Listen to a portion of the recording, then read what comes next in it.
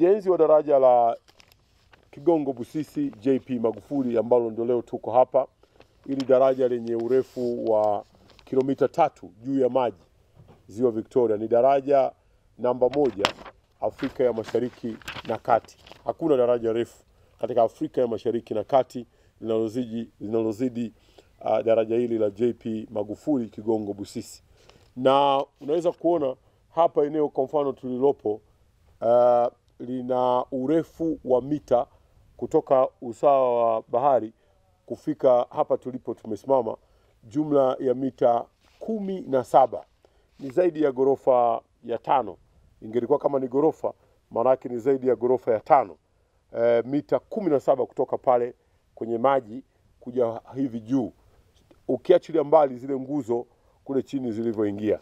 Hili daraja litakuwa na uwezo wa kupitisha magari mpaka 20,000 kwa siku moja, na hili daraja litasaidia watu ambao hasa hususan wa kanda hii ya ziwa waliokuwa wanatumia masaa 2 hadi 3.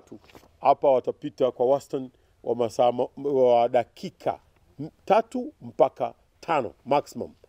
Na daraja lina uwezo wa kwa wakati mmoja gari 3 au 4 au 5 ambazo zina wastani wa mpaka tani 160 zinaweza kupita kwa pamoja, zenye uzito usiozidi tani 160 zina uwezo wa kupita kwa pamoja hapa katika daraja hili tani 160. Sisi kwenye usimamizi wa barabara maximum gari tunaruhusu ambayo isiyokuwa na uzito uliozidi ni wastani wa tani 54 hadi 56. Kwa hivyo maana yake ukichukua hizo ni gari takriban 3 zina uwezo wa kupita au zaidi zikapita katika daraja letu hili kwa wakati mmoja.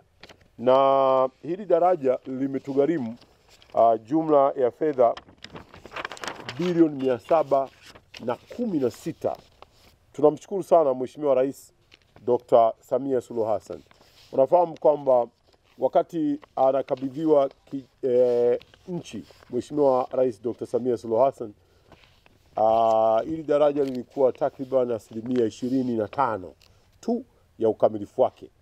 Na katika hizo 25%, Rais Samia amefanya kazi kubwa sana ya kukamilisha ndoto ya mtangulizi wake hayati Daktari John Pombe Joseph Magufuli. Mwenyezi Mungu amlaze mahala pema peponi. Vivuko hivi ambavyo vilikuwa vinatumika katika eneo hili viko hapo chini. Unaweza kuona vilikuwa vinavusha kwa siku moja mpaka gari 600. Sasa hadi 1000. Hizi gari zote sasa zitakuja zihamie huku, ikiwa ni pamoja na kile wanaotumia upande wa kule Kamanga Ferry. Wote hawa watapita upande huu, na hii itachechemua sana uchumi wa eneo la kanda ya ziwa. Na hizi bilioni 700 ukizipeleka kwenye barabara, ingelikuwa kama si daraja, tungelisema tunajenga barabara za rami, ni wastani wa bilioni 1.5 mpaka bilioni 2 kwa barabara kwa kilomita moja. Kwa hivyo ukigawa, unaweza ukaona daraja hili limechukua fedha za kujenga zaidi ya kilomita 350 ambazo zingeweza kujengwa za lami. Kwa hivyo ni kazi kubwa sana imefanywa hapa, na hii ni tunu katika taifa letu, na hii ni kuonesha sisi wa Tanzania tunaweza. Naomba niseme tu kwamba daraja hili litakuwa ni kiunganishi katika nchi za Afrika ya Mashariki. Kwa hivyo ndio maana hata sisi katika mialiko, kwanza tumewaalika wa Tanzania wote, tumealika watu wengi sana, lakini tumealika mpaka tumeomba Wizara ya Mambo ya Nje itusaidie kualika hata majirani zetu.